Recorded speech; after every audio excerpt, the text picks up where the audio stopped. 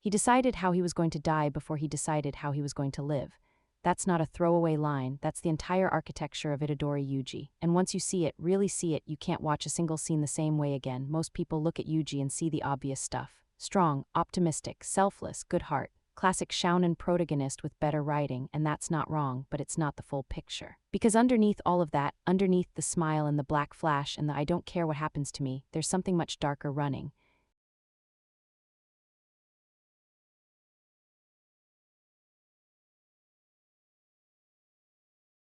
Yuji Itadori is a case study in what psychology calls selfless destruction, not depression, not trauma bonding, not heroism, something more specific.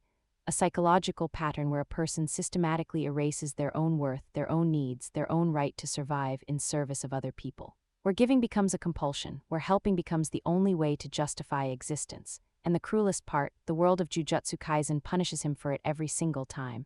Let's start at the beginning. When we meet Yuji, he has no goals. That's deliberate. Every other shounen protagonist announces themselves with a declaration, I'll be the greatest, I'll reach beyond the walls, I'll become a hunter.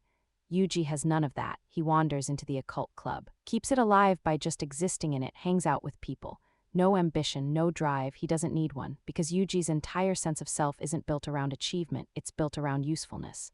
This is the first sign. People with selfless destruction patterns don't orient around what do I want, they orient around what does everyone else need from me. They feel validated through utility. Their identity is wrapped up in being needed. And then his grandfather dies. His last words, the words that will haunt Yuji for the rest of the series, are simple: die surrounded by people, not become great, not be powerful. Just make sure people are with you when you go, make sure your death has witnesses, make sure you mattered. That lands differently when you understand what Yuji was missing. He didn't have parents, he didn't have a conventional family unit.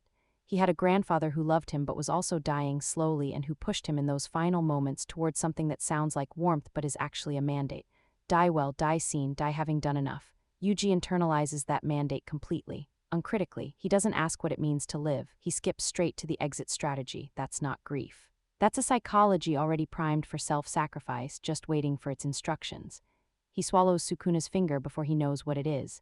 In the manga, the original version, he's not even at direct risk when he does it. He swallows it purely to save others, before a single person has asked him to, before anyone has explained the full consequence. That's the pattern in its purest form. The selfless destruction impulse doesn't calculate, it doesn't weigh outcomes. It just moves, help first, cost later. Megumi's reaction is the tell. He looks at Yuji after this and stops seeing him as a person. He sees a vessel, a liability, a curse in human form, and here's the psychological trap that Yuji will never fully escape. He validates that assessment. The moment people stop seeing you as a person and start seeing you as a function, a vessel, a tool, a soldier, a healthy psychology pushes back. It insists on being known, on being recognized as more than the role. Yuji doesn't push back, he accepts it. He takes on the role, he adjusts to being seen as Sukuna's container rather than a human being, and then he builds his entire mission around that new identity. This is what psychologists call role internalization under crisis. When external pressure forces a new identity on you and you absorb it rather than resist it, you begin to perform the identity as real. You convince yourself it is who you are. Yuji doesn't think of himself as a boy who got a terrible hand, he thinks of himself as the one who has to fix it. Gojo tells him the deal: gather all of Sukuna's fingers, then die. That's the assignment, not survive if you can, not we'll try to find another way. The end point is his execution, that's the plan, and Yuji says yes. He doesn't rage, he doesn't spiral into existential crisis. He doesn't demand better, he just accepts it with a clarity that is genuinely disturbing once you name what you're looking at, because there's a moment shortly before he accepts where the mask slips. He thinks, I don't want to die, I want to run, and then he immediately feels guilty for thinking it. That is the fingerprint of selfless destruction. The impulse to survive is human, it's instinct. It's the oldest thing we have, and Yuji experiences it, that flash of I don't want this, and then condemns himself for it, as if wanting to live is somehow a betrayal of the people he could help by dying. That's not courage, that's not heroism. That's a person who has decided, somewhere deep in his psychology, that his own survival is morally inferior to other people's comfort.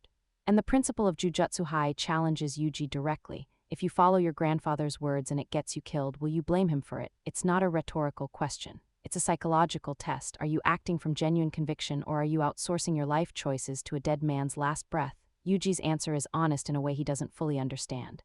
He says, eating that finger is something only I could do. He says, if I didn't, I'd feel guilt for the rest of my life. He says, I'm doing this partly to avoid the weight of inaction, so it's selfless, but it's also selfish. He's not just saving people, he's saving himself from the unbearable feeling of having done nothing.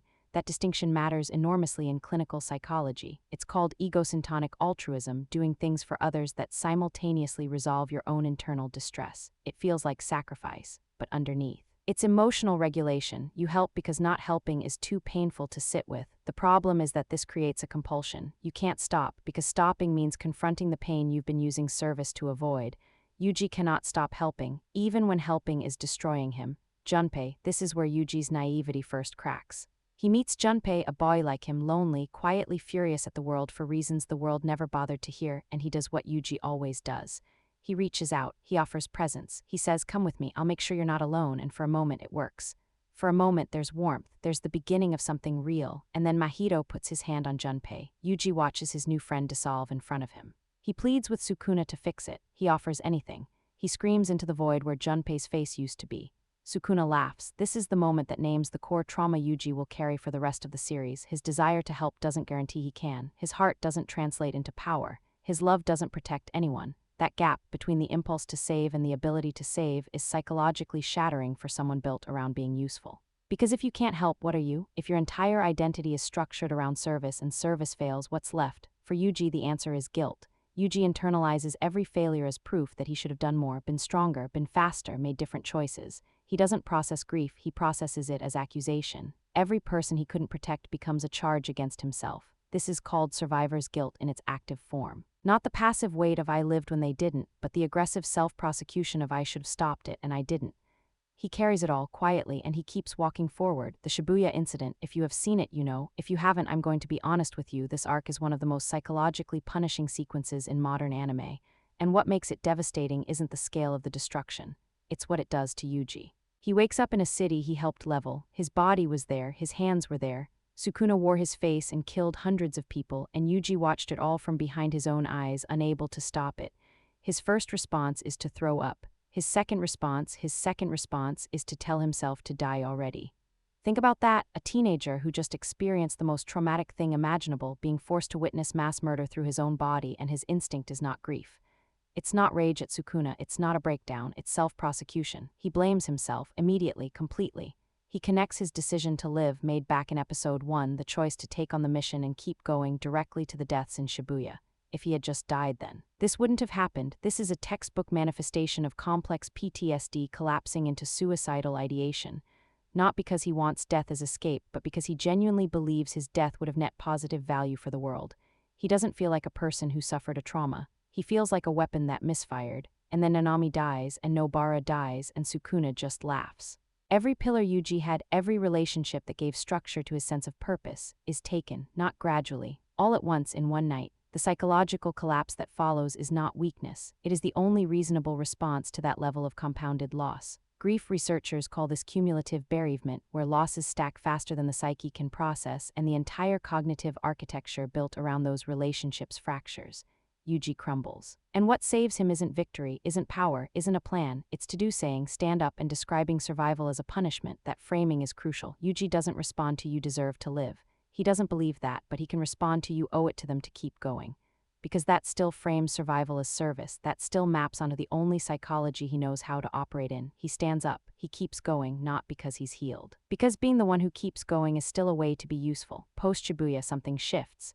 Yuji has always been selfless, but now the selflessness becomes mechanical, empty. When he tells Hikari he's there because my upperclassmen told me to, that's not humility. That's a person who has severed themselves from their own will so completely that they no longer have a reason beyond instruction. He tells people he's just a cog, just a tool to exercise curses. That's it, no meaning, no goal, just function, and Hikari calls it.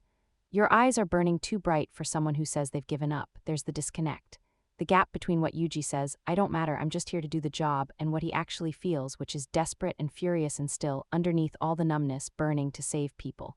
This is called emotional suppression as survival mechanism. When the feelings become too large to hold, you intellectualize them away. You build a story about yourself, "I'm just a cog," that bypasses the pain of actually feeling anything. But the eyes don't lie, the body always tells the truth. Yuji is not okay, he has never been okay, he has been performing okayness in service of the mission for the entire series, and no one around him has had the time to notice because the world keeps almost ending. And then we get the moment that the whole series was building toward. Inside his domain expansion. Yuji takes Sukuna on a walk through his childhood. He doesn't fight him, doesn't lecture him, doesn't demand answers. He shows him Christmas bells he thought were Santa Claus until he was old enough to know they were snow chains on tires. He catches crayfish with him. He walks him through the small, ordinary, completely unspectacular memories of a kid who just wanted to belong somewhere. And then he says something that rewired my brain the first time I heard it. He says your role can be walking the dog, or providing for your family, or just eating and sleeping. Even if you leave nothing behind, even if you're bedridden or disconnected or forgotten, there is still value in the fragments of memories drifting around. That's what matters. Not the proper death, not the mission, not the sacrificial meaning, just the fact that you were here, that someone remembers a moment, any moment. This is the psychological breakthrough the entire story was building toward. Yuji has spent 2 seasons trying to die in a way that means something, trying to help in a way that justifies existing, trying to earn the right to have been born, and here, in this domain, he lets all of that go.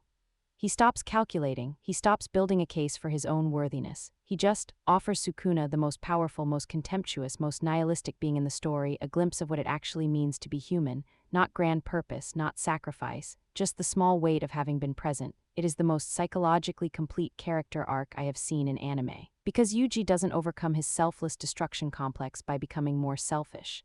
He doesn't learn to love himself in a tidy, after-school special way.